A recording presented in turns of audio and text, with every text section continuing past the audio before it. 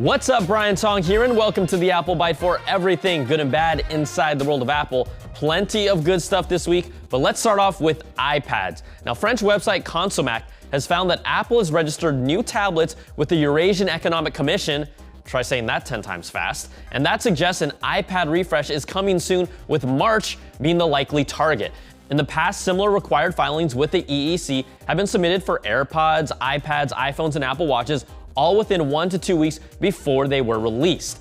Now, two of the model numbers, A1893 and A1954, don't correspond with any current iPads. The best guess, at the very least, we'll see the rumored refreshed 9.7-inch iPad. The iPad mini hasn't seen an update for a few years, and we've heard plenty of rumors about the all-new designed iPad Pro with Face ID, but that could be held back even until WWDC in June. Either way, this is a strong indication something is cooking real soon.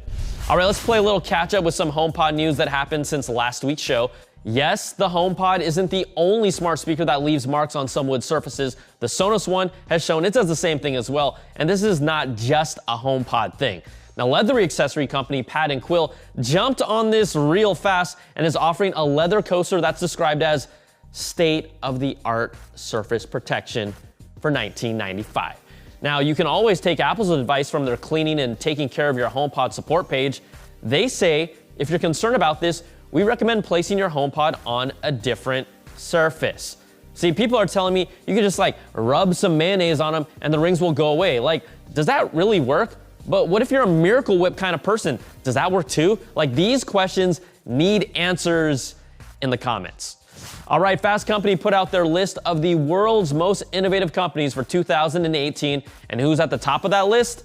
At number 1, drum roll please, it's Apple.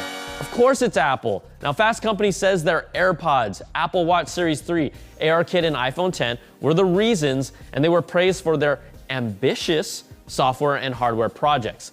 They also say artificial intelligence is a point of advantage for Apple, where they have made major inroads despite competition from Google and Amazon. Now, I'd like to celebrate their reasons, but I'm sorry, are we talking about the same company here? All the Apple juice drinkers, you can at me, but let's be real, they have the sales numbers, no doubt.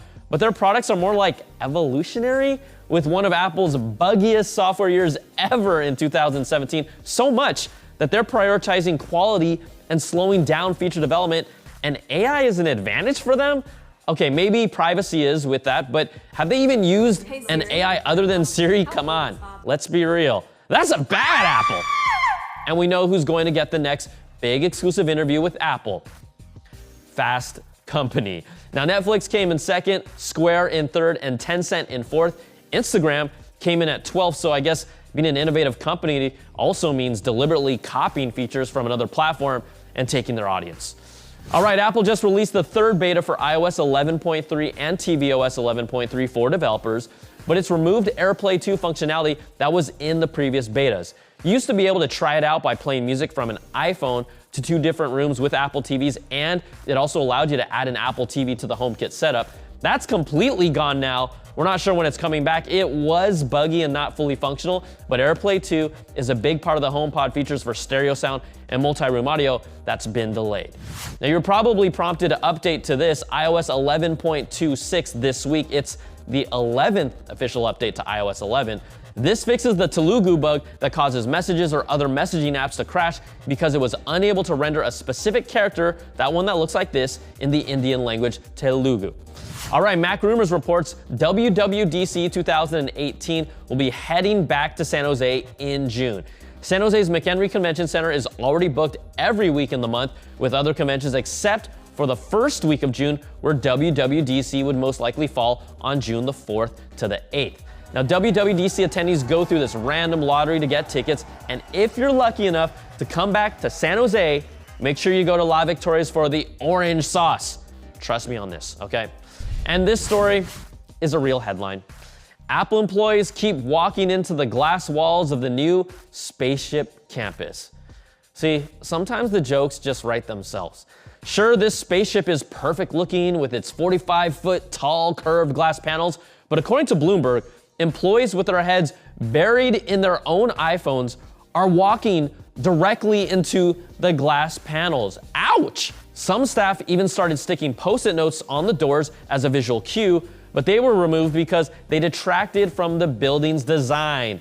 Of course they did. And you know what? That's a bad apple. Thanks for that one, Nico Garcia. You're awesome, bro. And you know what? I honestly don't know anyone who would be stupid enough to do that.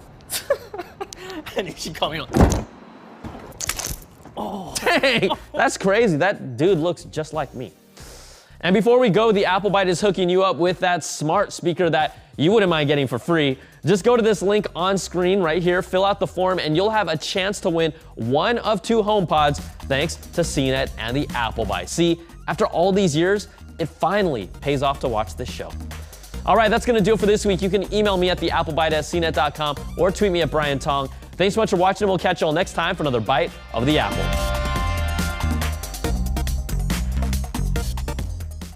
Here we go, let's do this. Eurasian Economic Commission, Eurasian Economic Commission, Eurasian Economic Commission. All right, I'm good.